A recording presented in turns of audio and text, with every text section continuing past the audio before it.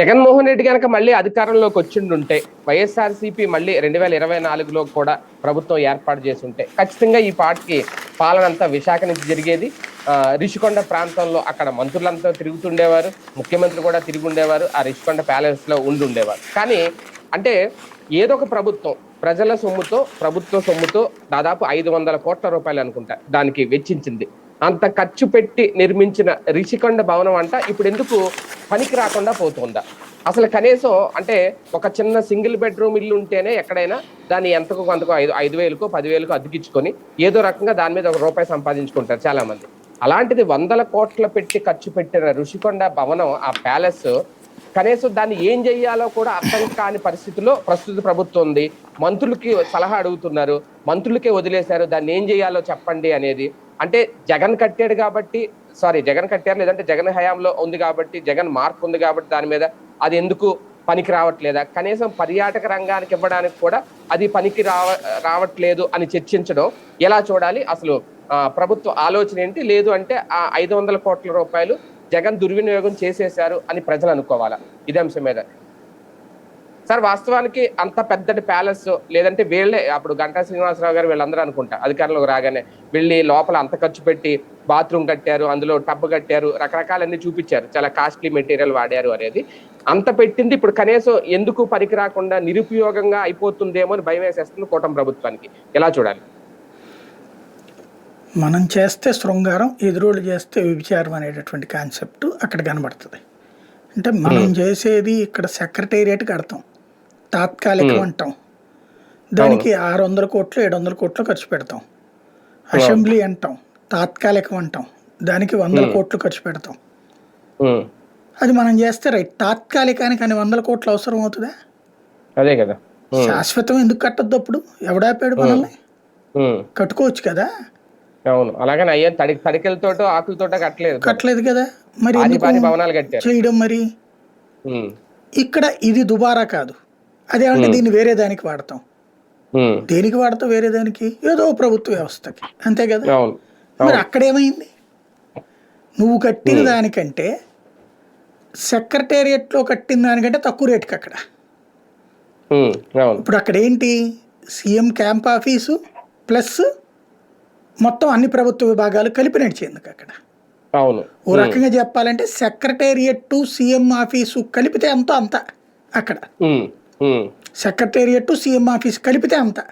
అది అంటే అంత పెద్దది లెక్క కట్టారు కేవలం 450 కోట్లకి. అది కూడా కొండ పైన అద్భుతమైనటువంటి లుక్కుతో 450 కోట్లతో అది కట్టారంటే ఎంత సంతోషపడాలి? అదే కదా. దాని క్వాలిటీ బాగాలేదు, నాణ్యత లేదు, ఏదో పెచ్చులు ఊడుతున్నాయి, ఇలాంటి మాట చెప్పలేరు ఇప్పుడు. ఎందుకు? వీళ్ళే సర్టిఫికెట్ ఇచ్చారు అది అద్భుతమైన కట్టడం అని చెప్పేసి. కానీ అవసరమా అంటారు. అద్భుతమైన కట్టడం ఎప్పుడూ అవసరమే. పాలన చేతనైతే అక్కడి నుంచి దాన్ని అద్భుతంగా వినియోగించుకోవచ్చు. మీకు చేత కాలేదు, సినిమా ఇండస్ట్రీకి ఇచ్చేసేయండి, వాళ్ళు వాడుకుంటారు. సినిమా ఇండస్ట్రీకి ఇచ్చేయండి, వాళ్ళు వాడుకుంటారు శుభ్రంగా.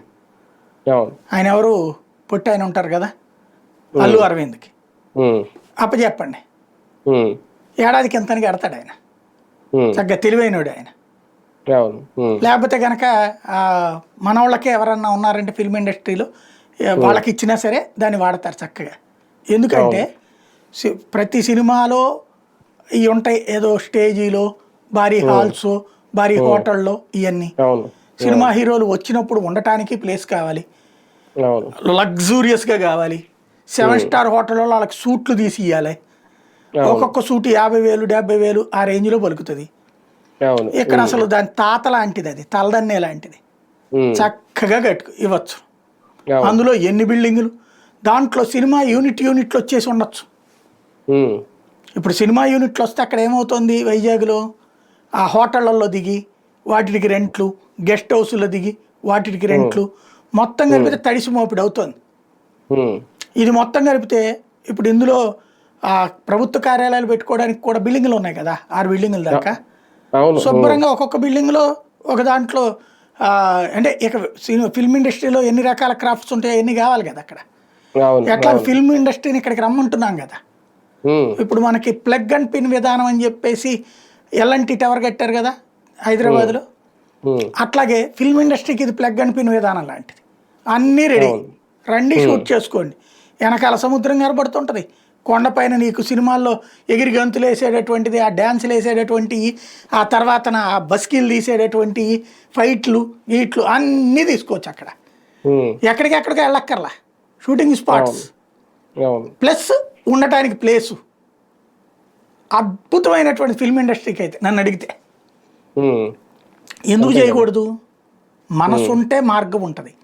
ఉమ్, ద్వేషం, కసి, ఉమ్, అసహ్యం, ఉమ్, చికాకు, ఉమ్, విసుగు ఉమ్. ఎందుకు ఇవన్నిటి కలగలిపేసి ఉమ్, జగన్ మీదన ఉమ్, అవన్నీ కలగలిపేసి అతను ఏం చేసినా అతన్ని దుర్మార్గుడిగానే చూపించాలి, ఉమ్, రాక్షసుడిగానే చూపించాలి, మంచి ఉమ్. చేసినా చెడుగానే చూపించాలి అన్నటువంటి కసితో చేస్తున్నటువంటి వృధా 10 కాదు నెలల సార్, నుండి అది. ఇప్పుడున్న అసెంబ్లీ అప్పుడు బాబు గారు కట్టిందే, సెక్రటరీ బాబు గారు కట్టిందే ఆ టైంలో. పోనీ మిగిలిన ఆ భవనాల సంగతి వదిలేద్దాం, సగంలో అయిపోయినాయి ఓకే. తర్వాత జగన్ గారు దాన్ని పట్టించుకోలేదు, మొక్కలు వచ్చేసినాయి దాంట్లో, ఇప్పుడు మళ్ళీ కడుతున్నారు. అలాగని ఇప్పుడున్న హైకోర్టు కూడా ఆ టైంలో అవన్నీ ఉపయోగిస్తున్నారు కదా. అలాంటిది ఇప్పుడు ఈ ఈ ఋషికొండ ప్యాలెస్ ఎందుకు ఉపయోగం లేకుండా పోతుంది? ఎందుకు? దాని మీద ద్వేషమా, జగన్ మీద ద్వేషమా, నేను అడిగేది. జగన్ మీద ద్వేషమే దాని మీదకి మళ్ళీంది అంతే. ఇంకొకటి ఉమ్, ఏంటంటే అది గనక సక్రమంగా ఉందనుకోండి, ఉమ్, రేపు పొద్దున్న జగన్ వచ్చి మళ్ళీ అక్కడి నుంచి పరిపాలన బిగిన్ చేసేస్తాడేమో. ఉమ్, దాన్ని ఏదో ఒకటి ఉమ్, జరగొట్టాలి ఇప్పుడు. ఉమ్, ఉమ్, ఈ రేపో మాపో ఆ బిల్డింగ్ వలన ఏదైనా అవుతుంది, లేకపోతే అక్కడ వాస్తు దోషం అని ఏదైనా చెప్పి కూల్చినా ఆశ్చర్యపోనక్కర్లా. అవునా. ఉమ్, బేసిక్గా అయితే నన్ను అడిగితే వీళ్ళు వాడుకుంటే వాడుకోండి శుభ్రంగా. ఉమ్, ఐటీ శాఖ ఎక్కడ ఉండాలండి, ఉమ్, మత్స్య శాఖ ఎక్కడ ఉండాలండి, ఉమ్, ఇండస్ట్రీస్ శాఖ ఎక్కడ ఉండాలండి?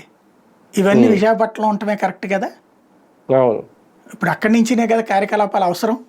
ఉమ్, అది పరిపాలన వికేంద్రీకరణ కూడా అవుతుంది కదా. ఉమ్, ఇదివరకటికి మళ్ళీ ఇప్పుడేమి మనిషి వచ్చి ప్రతి ఫైలు పట్టుకు తిరగాల్సిన అవసరం ఏం లేదు కదా. అవును. ఉమ్, అక్కడ శుభ్రంగా పోయిన మంత్రులకి ఇవ్వండి, ఉమ్, శుభ్రంగా మంత్రులన్నా వాడుకుంటారు కదా, మంత్రిత్వ శాఖలు నడుస్తాయి. ఉమ్, లేదు మీకు ప్రభుత్వంగా తీసుకుంటే నామోషి, జగన్ కట్టించిన ఉమ్, బిల్డింగులో నా ప్రభుత్వం నడుస్తోందని, ఉమ్, కాబట్టి వద్దు అనుకున్నారు. నేను ఉమ్, చెప్పినట్టు దీనికి ఇవ్వండి. అవును. ఉమ్, లేదా ఆ 7 స్టార్ హోటల్స్ ఉమ్, ఎవడెవడికో భూమి ఇస్తున్నాం కదా అక్కడ. అదే కదా. మొన్న వెళ్ళి అవును. ఇనాగరేషన్స్ కూడా చేశారు కదా, ఆ ఉమ్, నోవాటెల్ దానికి, లేకపోతే ఆ లూలు వాళ్ళకి ఏదో ఇస్తాం, ఇట్లాంటివి ఏదో చేస్తున్నారు కదా సార్. లూలు వాడు అంటే షాపింగ్ కాంప్లెక్స్ అనుకుందాం, షాపింగ్ స్టార్ కాంప్లెక్స్ అండి. హోటల్కి ఇస్తున్నారుగా అక్కడ భూములు. అవును ఇది అవును. స్టార్ ఉమ్, హోటల్ కన్స్ట్రక్షన్ చేసున్న పార్ట్ ఉమ్, ఎంత ఉమ్, ఖర్చు అవుతుంది? అవును. దర్జాగా ఉమ్, తీసుకోమనండి. ఉమ్, ఉమ్, బేసిక్గా ఉమ్, చెయ్యాలి అనుకుంటే బోల్డ్ మార్గాలు, పోనీ వాళ్ళు వృధా అనుకుంటే మనకి ఇచ్చేయమనండి. ఉమ్, ఏడాదికి కనీసం 1 కోటి రూపాయలు నేను ఇస్తాను వాళ్ళకి, ఉమ్, లేదా 10 ఉమ్, కోట్లు ఇస్తా ఏడాదికి, శుభ్రంగా ఉమ్, మనకు వదిలేయమనండి.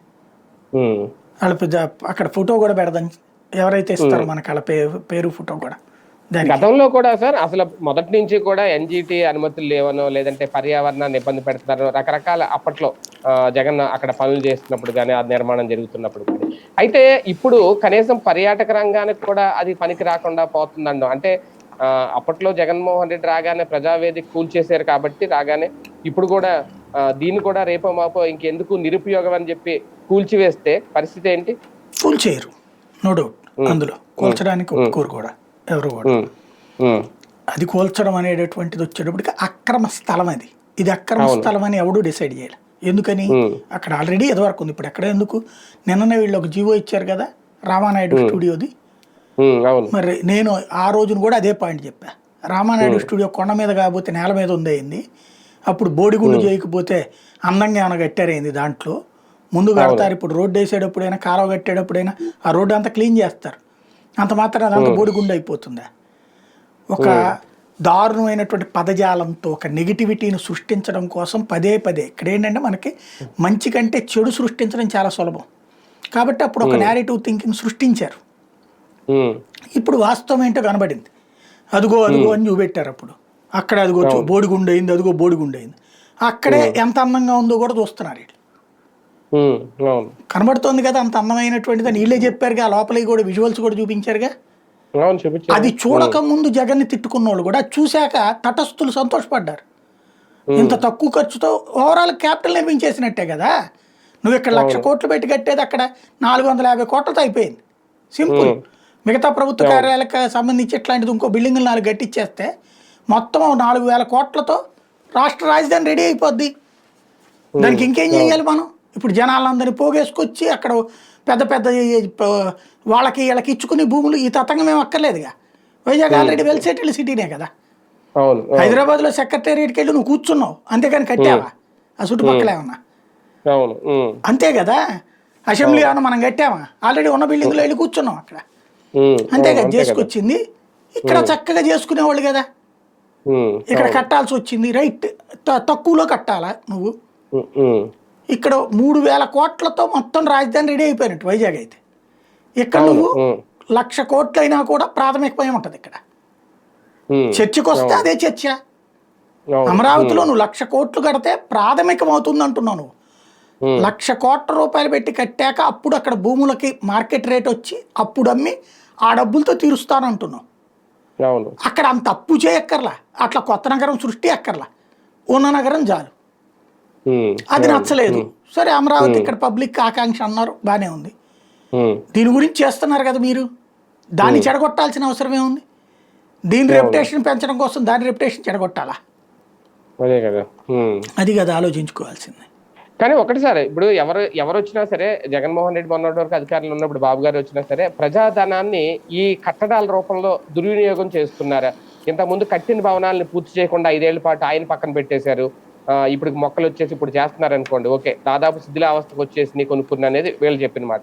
ఇప్పుడేమో వీళ్ళు వచ్చిన తర్వాత ఇప్పుడు ఇది ఓకే, అది ఇంకా సగంలో ఉన్నాయి. ఇది కట్టిన దాన్నే ఎందుకు పనికొస్తుందో లేదని, అంటే ఇద్దరిలో పెద్ద తేడా ఏం కనిపించట్లేదా? ఇది ఏదో ఒకళ్ళు కక్షపూర్తి రాజకీయాలు అనేది బిల్డింగ్ల మీద కూడా చూపిస్తున్నారా, ప్రాంతాల మీద కూడా చూపిస్తున్నారా? ప్రాక్టికల్గా ఇద్దరు కాదు, మనకి రాష్ట్రంలో అధికారంలో ఉన్న గత 25-30 ఏళ్ల నుండి చూస్తే ఇద్దరు ప్రతీకార రాజకీయాలే నడుపుతారు. ప్లస్ ముద్రలు ఎదుటి వాడికి బెనిఫిట్ ఇవ్వకూడదు అన్నటువంటి ప్రయత్నం ఉంటుంది. ఫర్ ఎగ్జాంపుల్, రాజశేఖర రెడ్డి హయాంలో కట్టించినటువంటి ఇందిరమ్మ ఇళ్ళు, రాజీవ్ గురుకల్ప ఇళ్ళు పూర్తయినవి. చివరిలో ఆయన చనిపోవడం తర్వాతన అవి పూర్తి చేస్తే, అండర్ కన్స్ట్రక్షన్లో ఉన్నాయి, పూర్తి చేస్తే రాజశేఖర రెడ్డికి పేరు వస్తుందని రోసే టైంలోనూ పూర్తి కానీ లేదు, కిరణ్ కుమార్ రెడ్డి టైంలోనూ పూర్తి కానీ లేదు. ఓ 1,00,000 అనుకుంటే ఓ 5,000 ఏమో పూర్తి చేసినట్టున్నారు. దాంతో పూర్తి చేసేసారు అంతే. మిగతా అన్నీ అట్లాగే వదిలేశారు. పూర్తయిన వాటిని కూడా ఇవ్వలేదు అక్కడ. అది కాంగ్రెస్ గవర్నమెంటే, రాజశేఖర రెడ్డి పేరు వస్తుందన్న ఉద్దేశంతో. తర్వాత వచ్చిన చంద్రబాబు పూర్తయిన వాటిని అట్లాగే ఉంచి వదిలేశారు. రాజీవ్ స్వగృహ అంతేగా, అట్లాగే వదిలేశారు కదా. అంటే రాజశేఖర రెడ్డి పేరు వస్తుంది అది తలుచుకోగానే. కాబట్టి అది తర్వాత జగన్మోహన్ రెడ్డి అధికారంలోకి వచ్చాడు. చంద్రబాబు ఏం చేశాడు? అవన్నీ అట్లాగే ఉంచి వాటిని పూర్తి చేయకుండా కొత్తగా టిట్కో ఇళ్ళు అనే ఒక సిస్టమ్ పెట్టుకొచ్చారు, తన ముద్ర ఉండాలన్నటువంటి దాంతో. ఆ టిట్కో ఇళ్ళకి పబ్లిక్ నుంచి డబ్బులు వసూలు చేశారు, అంటే లోన్స్ ఇప్పించారు, ప్లస్ వాళ్ళు డౌన్ పేమెంట్ కట్టేటట్టు చేశారు, ప్లస్ కేంద్ర ప్రభుత్వం డబ్బులు దాంట్లో యాడ్ చేశారు. అంతా చేసి పూర్తి చేశారా? 5 ఏళ్లలో పూర్తి కాల, ఒక్క ఇల్లు కూడా పూర్తి కాల. ఒక్కటంటే ఒక్కటి కూడా. కానీ 20 లక్షల ఇల్లు ఇచ్చేసామని ప్రజలకు చెప్పారు, అది నమ్మించారు, ప్లస్ గృహప్రవేశాలు చేయించారు ఎలక్షన్కి ముందు. టిడ్కో ఇళ్లలో చాలా మంది దగ్గర సార్ డబ్బులు కట్టించుకొని కనీసం వాళ్ళకి ప్లేస్మెంట్ కూడా చూపించలేదు. అదే చెప్పేది, ఇల్లు ఉందో లేదో కూడా ఈ రోజుకి తెలియదు. డబ్బులు అది లేదు. కట్టిన చోట ఏమో కట్టడం బిగిన్ చేసిన చోట 20%, 30% అట్లాగే ఉంది. అవి జగన్మోహన్ రెడ్డి వచ్చాక లెక్క చూస్తే ఈ డబ్బులన్నీ పసుపు కుంకుమ కిందకి వెళ్ళిపోయినాయి. ఇంకా అవి కట్టాలంటే నా వల్ల ఏమవుతుందని 20% లోపైన వాటినేమో శాంతం క్యాన్సిల్ చేశాడు. ఆ డబ్బులు రెట్టిప్పిస్తానన్నాడు, ఇవ్వలేదు. అదే సందర్భంలో మిగతా వాటిదేమో ₹1 ఇస్తానన్నాడు, అవి కొన్ని ఇచ్చాడు, అది చివరిలో ఇచ్చాడు. మిగతా వాటిది వచ్చేటప్పటికి ఏదో 50,000 ఎంతో కట్టాలన్నాడు, అవి అటు ఇటు కాకుండా ఆగిపోయినాయి. మొత్తం మీద కలిపి వీళ్ళు 8 లక్షలు కడతానన్నోళ్ళు చివరికి 3 లక్షలని, ఫైనల్గా 50,000, 80,000 జగన్ ఉన్న టైంలో ఇచ్చారు చేతికి, కన్స్ట్రక్షన్ పూర్తి చేసి. మామూలు ఇల్లులా మీరు అనేది? టిడ్కో ఇళ్ళు 80% పూర్తయిన వాటిని, అంటే అంతకుముందు 70-80% పూర్తయిన వాటిని ఇంకో 20% పూర్తి చేసి జగన్ ఇచ్చాడు. ఒక 70-80 వేల ఇళ్ళు. జగన్ ఏం చేశాడు? ఈ ఇళ్ళు అట్టాగే ఉంచేసేసి వీటి జోళ్ళకి వదిలేసేసి మళ్ళీ కొత్తగా ఈ ఈ ఇళ్ళు పెట్టాడు, జగనన్న ఇళ్ళు, జగన్ అన్న కాలనీలు కాలనీ. దాంతో రాష్ట్ర వ్యాప్తంగా చాలా చోట్ల స్థలాలు, పట్టాలు, కన్స్ట్రక్షన్ అవన్నీ పూర్తి చేశారు. 30 లక్షలు ఇస్తానని 7 లక్షలు పూర్తి చేశారు. 9 లక్షలు అండర్ కన్స్ట్రక్షన్లో ఉన్నాయి. మిగతాయి వివాదాల లేకపోతే ఎక్కడ స్థలాలు మాత్రం ఇచ్చారు. టోటల్గా 19 లక్షల 20 లక్షల మందికి స్థలాలు ఇచ్చేశారు. ఇంకో 10 లక్షలకి ఈ కన్స్ట్రక్షన్ అండర్లో ఉన్నటువంటివి ఉన్నాయి.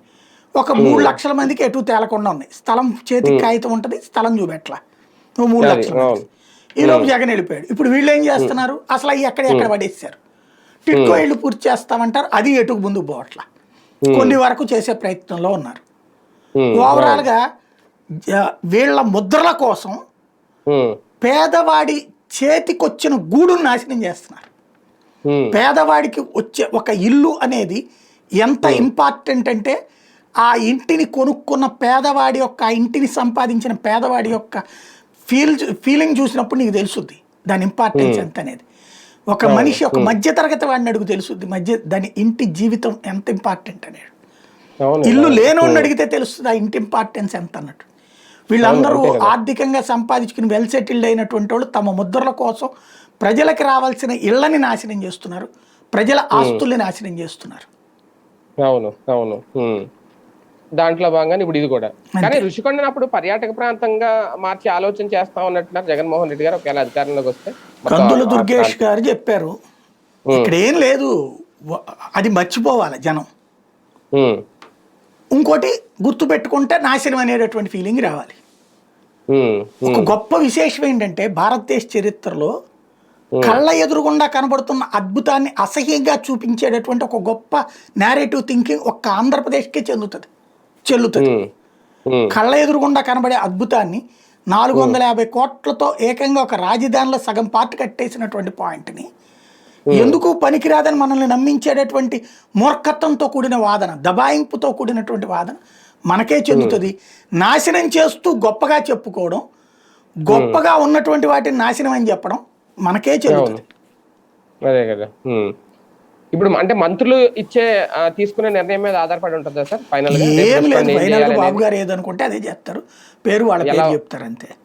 అంటే ఎలా ఉపయోగించుకోవాలి అనేది ప్రభుత్వం అదే చెప్పేది, వాళ్ళు ఏం చేయరు పరంగా. ఆయన ఏం చేయాలనుకుంటే అదే చేస్తారు, పేరు వీళ్ళకి చెప్తారు. అంటే ప్రైవేట్ వ్యక్తులకి ఎవరికైనా ఇస్తారు అనుకో, అదే ప్రైవేట్ వ్యక్తులకి ఏమైనా కట్టబెట్టి ఆలోచన చేస్తారా? ఎవరో ఇంకా సరైనటువంటి వాళ్ళు వచ్చినట్లేరు. మంచి వాళ్ళు బార్గెన్ చేస్తే ఇచ్చేయచ్చు. అదే ప్రభుత్వం అయితే వాడే ఉద్దేశం లేదు ప్రభుత్వానికి అయితే. వాడితే జగన్ మార్క్ వస్తుంది కాబట్టి భవిష్యత్తులో. అంతే. రైట్ రైట్ చూద్దాం. మొత్తానికి రిషికొండ ప్యాలెస్ దాదాపు 450 కోట్లు అంట దాని వాల్యూ. అంత పెట్టి చేశారు. ఇప్పుడు అది ఎందుకు పనికి రాకుండా నిరుపయోగంగా మారిపోద్దేమో అని భయపడుతుంది కూటమి ప్రభుత్వం. ఏం చెయ్యాలని తర్జన భర్జన పడుతోంది. మంత్రులనే చెప్పమని వదిలేశారు చంద్రబాబు నాయుడు గారు. మరి మంత్రులు ఏం చెప్తారో, బాబు గారు ఏం నిర్ణయం తీసుకుంటారు. మొత్తానికి జగన్ మార్క్ కనిపించకుండా రిషికొండ ప్యాలెస్ మీద చాలా జాగ్రత్త పడి చర్యలు తీసుకుంటారు అనేది అర్థమవుతుంది. చివరికి దాన్ని ఎలా ఉపయోగించుకుంటారని దీనికి వచ్చు.